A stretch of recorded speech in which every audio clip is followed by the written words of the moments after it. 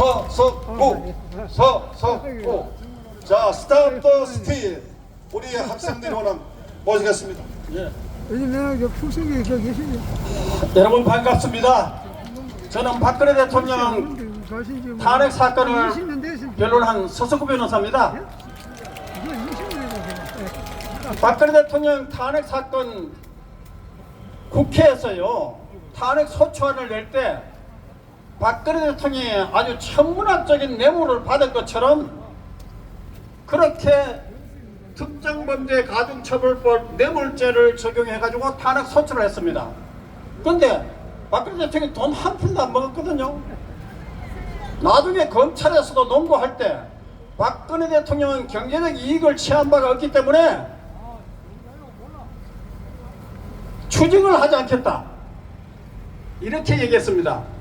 그런데 이 국회가 헌법재판소에 소추안을 제출할 때는 슬그머니 뇌물 특가법 이걸 뺐습니다. 빼고 탄핵을 시켰는데 이것도 개판입니다. 그런데 이번에 어떻게 됐습니까? 윤석열 대통령 탄핵 소추할 때 내란죄를 집어넣었습니다. 내란죄를 집어넣었는데 가만보니 내란죄가 안 되었거든요. 왜?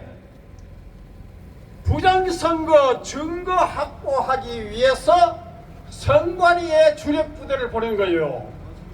그리고 국회의원들 국회 들어가는 거 물리적으로 방해하지 않았잖아요. 다친 사람 하나 없고 죽은 사람 하나 없는데 이게 무슨 내란입니까? 불과 6시간 만에 국회에서 해제 요구하니까 해제해버렸는데요. 세계에서 세계에 많은 계엄이 있었는데 그 중에 가장 초민이 가장 인명피해 없고 다친 사람 없는 그야말로 초민이 계엄인데 이게 무슨 내란입니까? 내란죄가 되려고 하면 지방의 평온을 해칠 정도의 폭동이 있어야만 내란이 되거든요. 그러니까 국회가 헌법재판소에 탄핵 소추할 때는 내란죄를 싹 뺐어요. 아니 내란죄를 뺐으면 어떻게 됩니까? 국회에서 내란죄를 80% 차지하고 29번이나 내란죄 표현을 해가지고 국회에서 탄핵을 가결시켰는데 그 내란죄를 뺐으면 헌법재판소는 심리도 할 거 없이 각하를 해야 됩니다. 어디다가 이렇게 계속 심리를 합니까? 그리고 국회에서 다시 제의를 받아야만 탄핵 소추가 되는 거예요.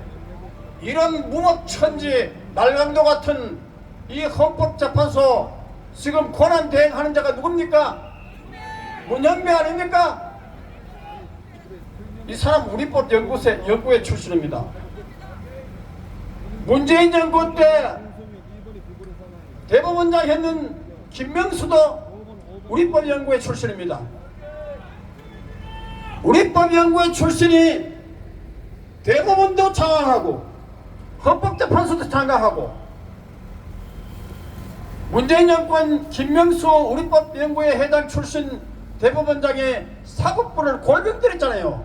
얼마나 많은 사람들을 구속시키고 보수 세력을 탄압하고 우리 헌정 질서를 유린했습니까? 그래서 김영배는 헌법재판관 그만둬야 됩니다. 여러분 윤석열 대통령이 왜 계엄을 했습니까? 자, 부방대나 국토원이 아무리 부정선거를 고발해도 아무리 부정선거 소송을 해도 검찰이 다 무혐의 불기소 결정을 하고 대부분은 다 기각시켜버렸어요. 법원과 검찰이 부정선거의 사실상 공범자예요. 그리고 선거관리위원회 감사를 하려고 하니까 감사를 거부해요. 그러니까 대통령이 볼 때는 자, 선거관리위원회도 거부하고 검찰도 무혐의 불기소 결정하고 그 한동훈이도 부정선거 증거 없다 하는 놈 아닙니까? 우리 도태우나 민경우이나 같은 부정선거 투쟁하는 사람들 다 공천 탈락시킨 자 아닙니까? 내부 총질이나 하고 탄핵 이번 계엄 선포하니까 윤석열 탄핵해야 된다고 내란죄로 구속시켜야 한다는 이 한동훈이 이런 놈이 어떻게 당대표가 되었어요? 여러분, 제가 4월 10일 그 국회의원 총선에서 정말 국민의힘이 참패했을 때 제가 건강관리를 잘하기 때문에 외관에서는 그 건강을 잃지 않았는데 한 며칠 아팠어요. 그리고 제가 하나님께 간절히 기도했어요. 이게 뭐 아무 희망이 없는 거예요. 그래서 희망이 없어 어떻게 보느냐. 아, 미국에 대통령 선거가 있다. 미국의 트럼프 대통령은요 2020년 대통령 선거 때 부정선거로 떨어진 분입니다. 아, 이분이 부정선거로 떨어졌기 때문에 이분이 대통령이 되면 트럼프 대통령이 뭐라 했습니까? 벌써 대통령 선거가 있을 때 이번에 부정선거 저지른 사람은 다 구속시키겠다 했어요. 그러니까 그렇게 그래서 그리고 트럼프 대통령은요 공화당에 전부 다 명령을 해가지고 30여 개 주 50개 주 가운데 30여 개 주 유권자 아이디 시민권자만 투표하도록 법을 다 바꿨어요. 주정부 주의회가 그래가지고 그 30여 개 주에 대부분 주가 다 공화당 트럼프 대통령이 이겼습니다. 그런데 유권자 아이디 시민권자 요구하지 않는 10몇 개 주에서는 트럼프 대통령 공화당이 거의 다 패했어요. 이거 뭡니까? 공명선거 하면 이기는데 부정선거 하면 진다는 얘기 아닙니까? 바로 대한민국이 우리 윤석열 대통령이 우리가 거리에서 저도 부정선거 부망대와 국토부와 함께 부정선거 투쟁을 정말 열심히 했습니다. 그런데 윤석열 대통령께서 드디어 이 목소리를 듣고 왜냐?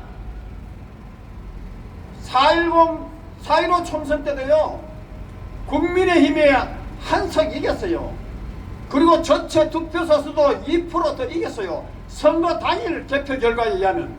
그런데 사전투표에서 몰표가 나와가지고 전마들이 180석이나 차지하는 이런 괴변이 생겼고 4.15 총선 때요 서울, 경기, 인천 그 수많은 투표소 수백 개 투표소가 모조리 다 63%대 36% 똑같이 표가 나왔습니다. 개표 결과가.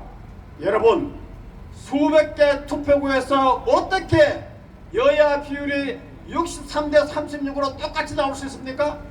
통계학적으로 불가능한 완전한 부정선거였습니다. 여러분 이번에 4.10 총선 때도 어땠습니까? 선거 당일날 투표에서는 국민의힘의 지역구에서 25석 더 얻었어요. 넉넉하게 과반수 이상을 차지한 겁니다. 그런데 세상에 사전투표에서 몰표가 쏟아졌어요. 그 몰표가 쏟아져 가지고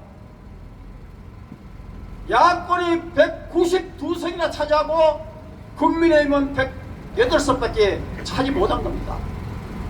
이 부정선거 명백한 부정선거 투쟁하는 목소리를 윤석열 대통령께서 들으시고 윤석열 대통령은요 자 선관위도 검찰도 법원도 군도 모두 다 자빨들에 의해서 반미 친육 세력에 의해서 장악되기 때문에 경험해봤자 안 된다는 것을 다 알고 있었어요.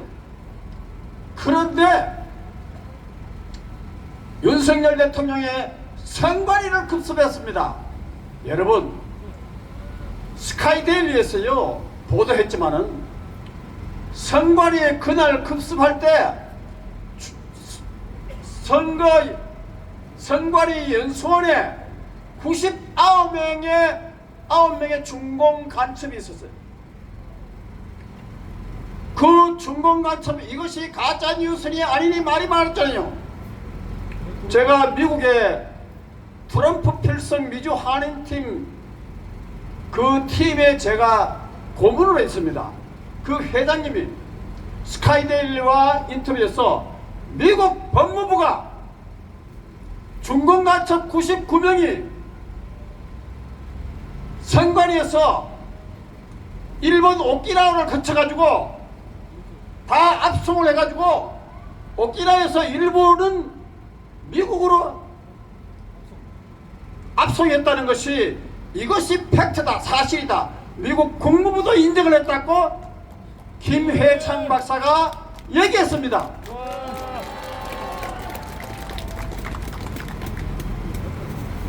여러분, 그런데요, 이 99명의 그 중공 간첩이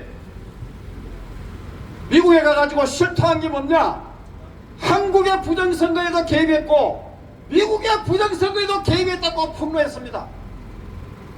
그리고 한국의 여론조작, 반미, 친중, 친북 여론조작을 했다는 것도 다 실토했습니다.